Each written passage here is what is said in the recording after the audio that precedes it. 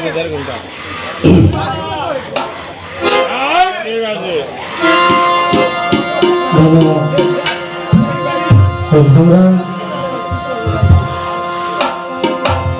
অত্যন্ত চমৎকার একটি মুহূর্তে ছিলাম। আমাদের বাউল গানের কিছু তত্ত্ব কথা, এমন একটা ভাবে সবাইকে নিয়ে প্রবেশ করা, যে ভাবে প্রবেশ করলে হারানোর যে যন্ত্রণা, হারানোর যে অপূর্ণতার বিষয়টা, এগুলো নিয়ে আমরা নিজের পৃথিবীর মধ্যে সবচাইতে মূল্যবান বস্তু একজন ব্যক্তির কাছে, তার জন্য দুই চোখের জল। এটা কেউ ইচ্ছা করলে চোখ থেকে বের করতে পারবে না। আবার এই চোখের জল দিয়া তার কাছ থেকে আপনি সব কিছু আদায় করে নিতে পারবেন। তাই বলছে, চোখের জল আর প্রাণেরই টান, প্রাবিনে কি মন্ত্র আছে, আকি নেড়ে টেনে আনো প্রাণে প্রাণ কাছে। আমার কাছে যে প্রশ্ন করেছে, কিছু কিছু জায়গায় আমরা বাধ্যতামূলক কিছু বিষয় থেকে যায়। যেমন এখানে আমাদের ইউটিউব প্রায় 9-10টা চ্যানেল। এখানে যদি ওনার একটা অংশ থাকে, আমার একটা অংশ না থাকে, এটা কেমন একটা, এটা আপনাদের অনুষ্ঠান, সবাই পরে দেখবেন।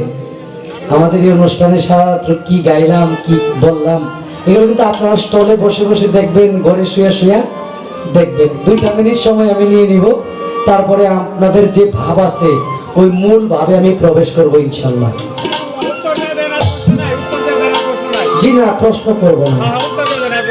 আমার কাছে প্রশ্ন রাখলেন, নামের লিঙ্গ প্রেমের জনি, সঙ্গমে এক হয় রে শুনি, গায়ে বেল মেলা দুনি, দাস্তে দৌলত রহমতের কোরআন পড়ো, তাওহীদ করো চরণ ধরো মুর্শিদের। আমরা সুফিবাদ প্রমাণ করে ছোট, গুরু এবং শিষ্য, স্বামী স্ত্রী সম্পর্ক একটা সার অংশ, একটা সম্পর্ক। তাই বলছে, পৃথিবীর মধ্যে জগৎপতি একজন। জালালউদ্দিন বলছে গানে, স্বরূপ নে দেখো চেয়ে, পুরুষ নহে সবই মেয়ে, থাকবে যদি পুরুষ হয়ে চলো বেদ বিচারে। একটি পুরুষ নিঃসুরতে জগৎ মাঝে ঘুরে, সে পঞ্চ নারীর মন জুগাইয়া, প্রেমের মরা আপনা মরে চিঙ্গা মানুষ ধরে, মানুষ দে মানুষ বানাইয়া খেলা করে সংসারে। এই মানুষের ভিতরে আল্লাহ, এই মানুষের ভিতরে আল্লাহ যে হইতে পারছে, অলি থেকে অলি আল্লাহ যে হইতে পারছে, তার ভিতরে প্রতিষ্ঠা করতে পারছে। আল্লাহ দেখার বিষয় না, ওইটা হয়ে যাওয়ার বিষয়। কথাগুলো একটু ক্লিয়ার ভাবে দিবেন, কারণ আবার যদি বিপদে পড়ে যায় আছে না। তা আমার কাছে প্রশ্ন, আমাদের সাংসারিক ভাবে একজন ছেলেকে যখন আমরা বিবাহ বন্ধনে আবদ্ধ করি, তখন একটা দেনমোহর থাকে। সেই দেনমোহরটা কি করতে হয়, একজন স্বামীর সেটা পরিশোধ করতে হয় একজন স্ত্রীর কাছে। এখন আমার গুরু তো আমার কাছে স্বামী, আমি হইলাম স্ত্রী, তাহলে কোনো কিছু দিতে গেলে তো হাদিয়া স্বরূপ, ভক্তি স্বরূপ, বিশ্বাস স্বরূপ, প্রেম স্বরূপ এটা একজন ভক্ত একজন গুরুকে দেয়। কিন্তু স্বামী যে গুরু, সেই গুরু দেনমোহর হিসাবে তার স্ত্রী তথা শিষ্যকে কি দিল দেখেন।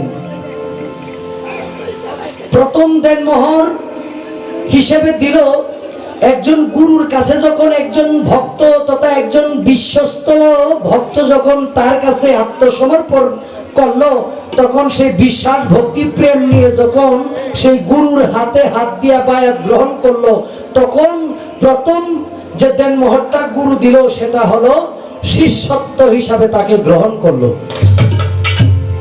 এবং মূল দেনমোহর যে পরিশোধটা করলো, এটা হলো অলংকার। এটা কি দিল, এটা হলো ওয়াসিল। গুরু ওয়াসিল দিল শিষ্যকে শিষ্যত্ব হিসাবে গ্রহণ করে নিল, শিষ্য হিসাবে গ্রহণ করে নিল, অশ্লীল আদায় করলো। দেনমোহর কি? যখন সেই স্ত্রী, সেই ভক্ত, যখন সে নিজেকে প্রকৃত ভক্ত হিসাবে গুরুর কাছে সম্বোধন করলো কর্মে, তখন তিনি পরিপূর্ণ দেনমোহর দিল গুরুর নামের মন্ত্র। গুরু যে মন্ত্র এই কারণে বলছে, প্রেমের গাছে একটি ফল রসে করে টলমল, কত ভ্রমর হয় পাগল, সেই ফল গুরু খায়া শিষ্যেরা দিলে অমর হয় সে সংসারে। সেই ফল কি? নামের ফল।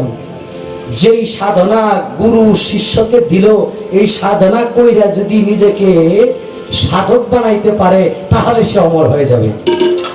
তাকে অমরত্ব লাভ করাটাই একজন গুরুর মূল দেনমোহরে পরিণত হয়। সেই গুরু যে নামের মন্ত্র দিল, যেই নাম সাধনা দিল, এই সাধনাটার নামই হইল গুরুর কাছ থেকে দেওয়া দেনমোহর। আমি শেষ করলাম, আর কোনো কথা বলতে চাই না। আমরা একটা ভাবে আছি, আসলে আপনি হইলেই তো চালাক মানুষ, আমারে প্রশ্ন কইরা এমন জায়গায় নিয়ে গেলেন আমার আর কথা কওয়ার কোনো, অনেক মানুষের ইচ্ছার বিরুদ্ধে কথা কইছি, এটা আপনিও জানেন, আমিও বুঝতেছি। আমি গানে চলে যাই।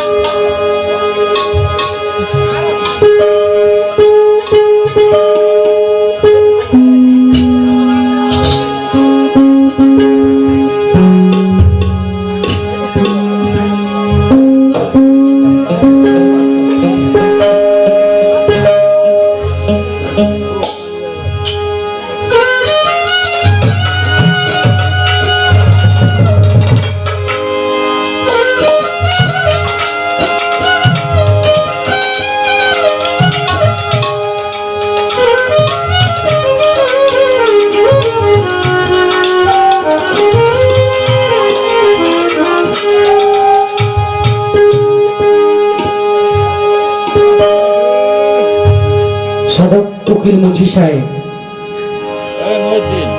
তিনি মসজিদে ইমামতি করতেন, ৫ ওয়াক্ত নামাজ পড়তেন, মসজিদের বারান্দায় হারমোনিয়াম বাজায় গান গাইতেন।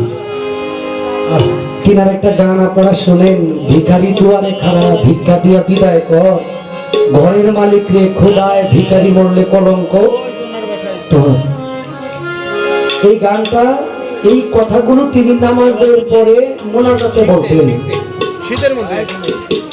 মোনাজাতে বলতেন মালিকের কাছে।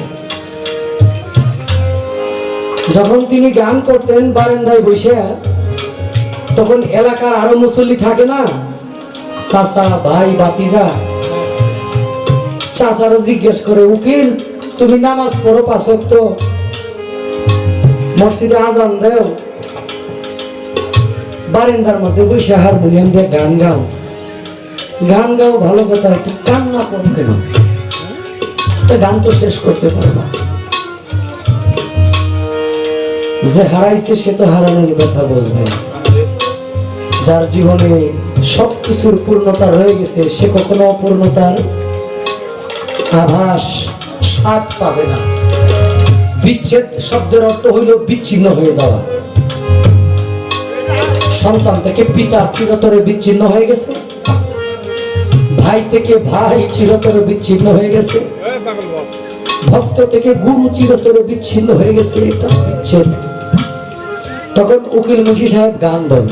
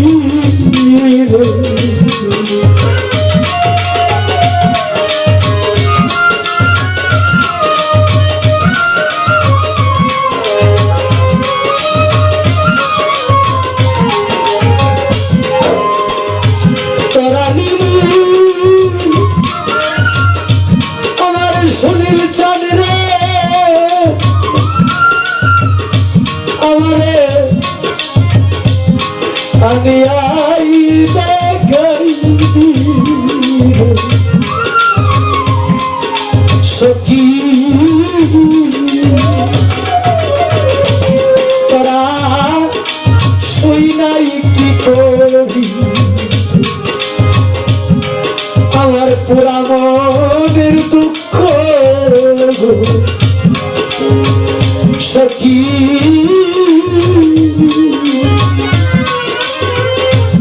তোরা শুই নাই কি করি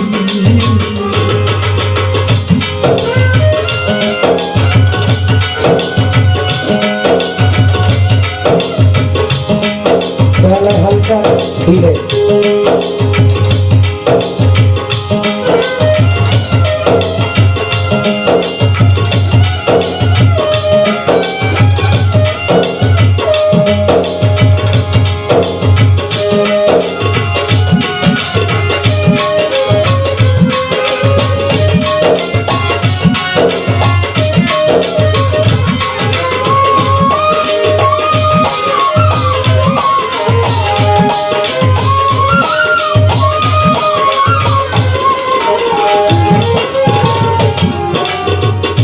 আমার প্রাণ বন্ধুর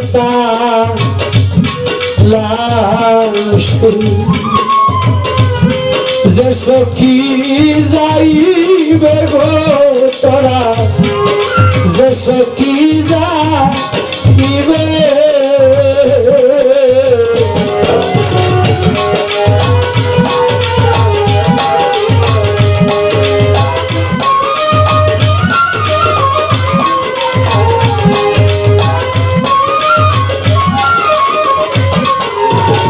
আমার প্রাণ বন্ধুর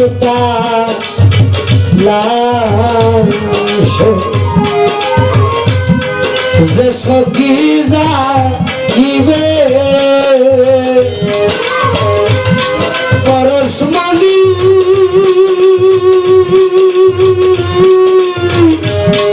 চরণ দুটি ও তাহার ভাগ্যে তৈ মিলিবে গো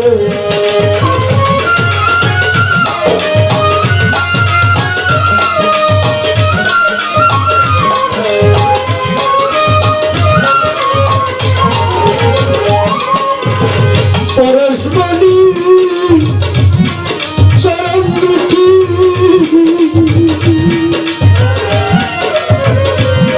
ও তাহার ভাগ্যে মিলিবে রে সখী তোরা শুই নাই কি করি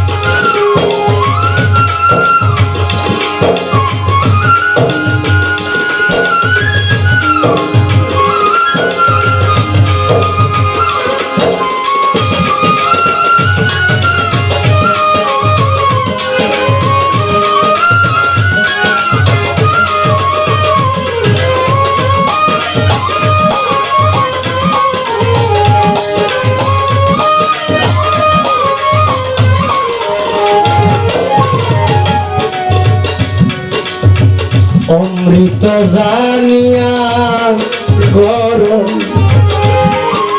খাইছিলাম কোন লোভে গো আমি খাইছিলাম কোন লোভে ও ভান্ডারি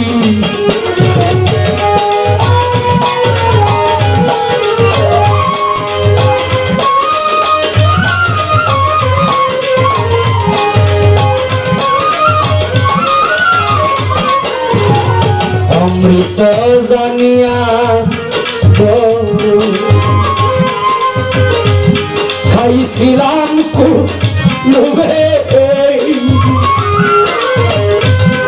আগে তো জানি নাই দিশে আমারে কলি যায় কামড়াইবে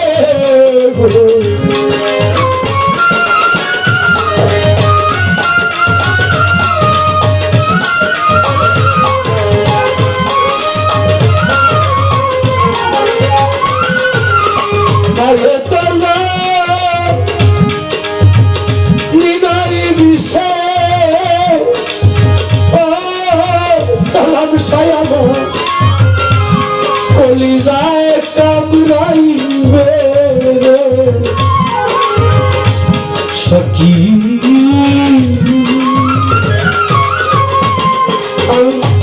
তোরা সই নাই কি করি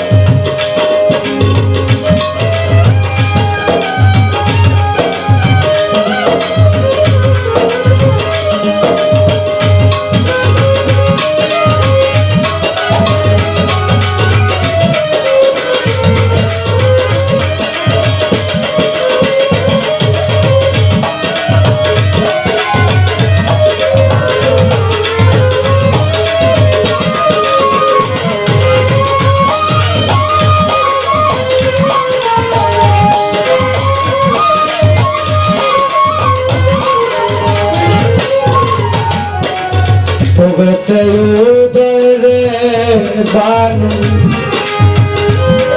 পশ্চিমে ডুবিবে রে বানু পশ্চিমে ডুবিবে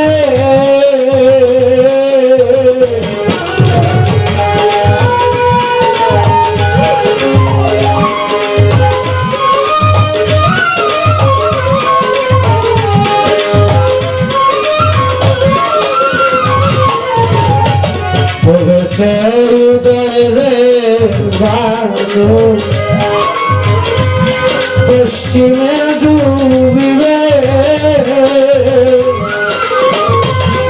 আমাদের রাতে নিকে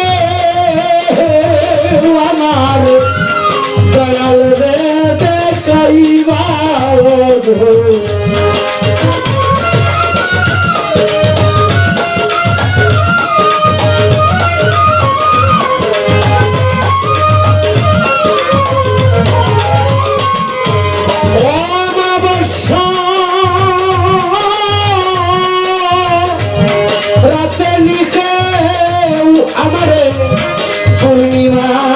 দেখাইবার সখী তোরা শুই নাই কি করি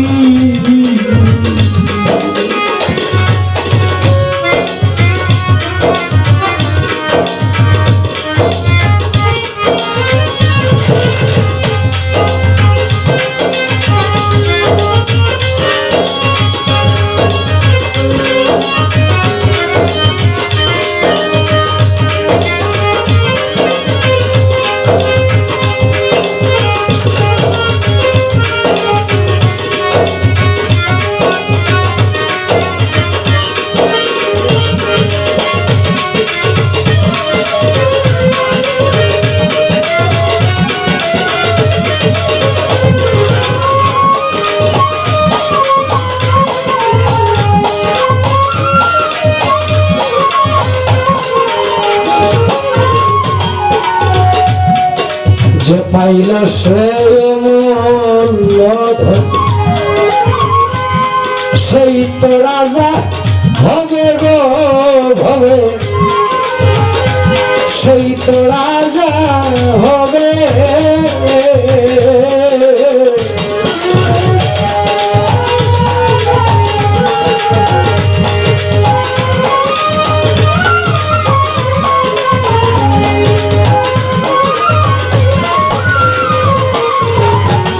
যে পাইল সে অমূল্য সেই তো রাজা হবে কাগাল উকিল মুন্সি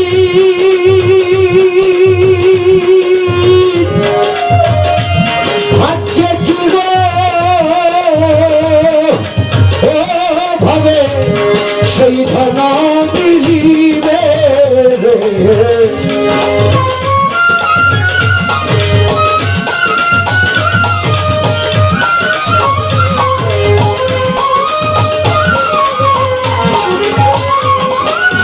উকিল মুন্সি